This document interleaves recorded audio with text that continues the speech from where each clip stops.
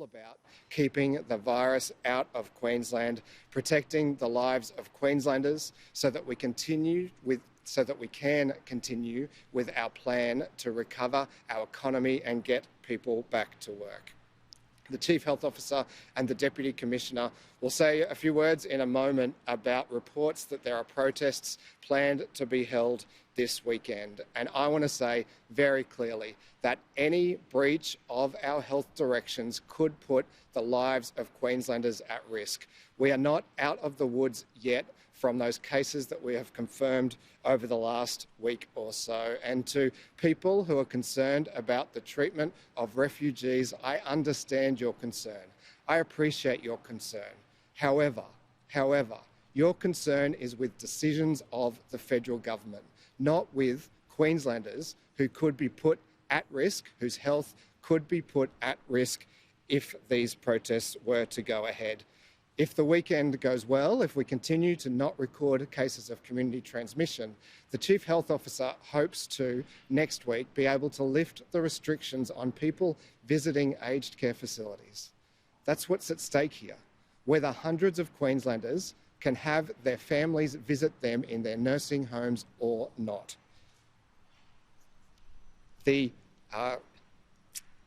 decision, anyone's decision, to breach these directions and put that at risk, put the ability of people to have their family members visit them in their nursing care facility at risk is not selfless, it is selfish.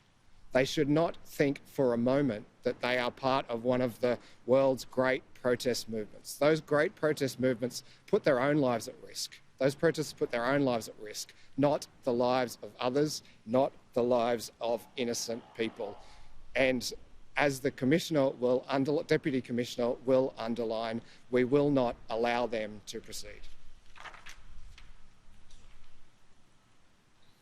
So no new cases overnight in Queensland, which is a fantastic result.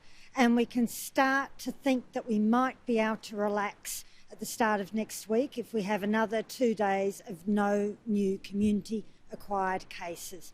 So we so far have 5 cases related to those 3 women who travelled down to Melbourne.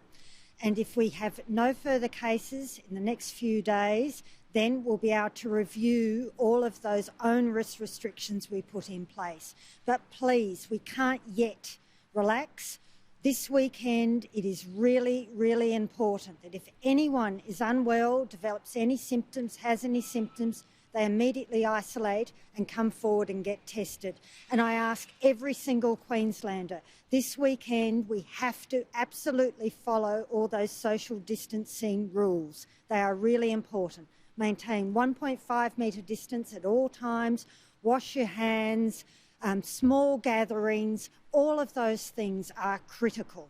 So that is why I just say, please do not go and protest this weekend. It is critical because it'll be a tough decision to make on Monday. If we've seen large breaches of those Chief Health Officer directions, then I'll have to take that into consideration about the advice I give the community. So we need to, all of us, think very, very carefully what we're doing so we protect our community. So I ask everyone to continue doing that.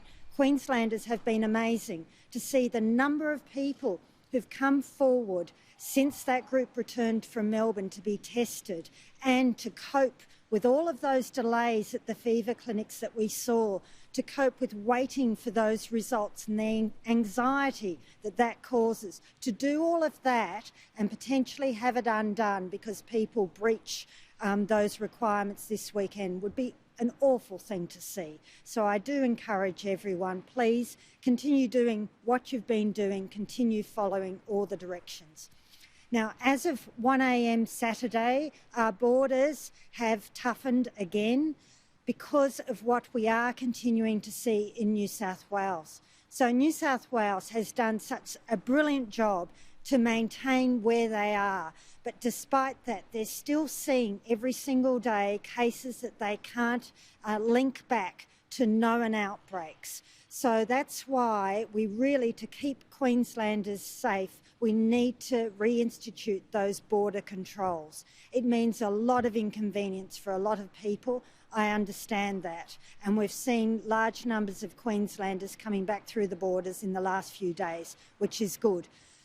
So from 1 a.m. Saturday, only people who live in those border communities, so Tweed and those local government areas that are adjacent to the border, are able to cross the border freely. They can only come into the adjacent communities on the other side of the border. They can't go through the rest of Queensland. That's really, really important. I know their lives are lived across the border, which is why they need to be able to come in. Anyone else from anywhere else in New South Wales or the ACT or of course Victoria cannot come into Queensland unless they fly and they come through the airport and they've got an exemption to be in Queensland. So they're a Queenslander returning home, or they're someone who has an exemption to come into Queensland for whatever purpose that may be. Now, the vast majority of those people, of course, to keep Queenslanders safe, will need to go into hotel quarantine for 14 days. There are some exemptions. People will need to apply for those exemptions, but there are very, very few.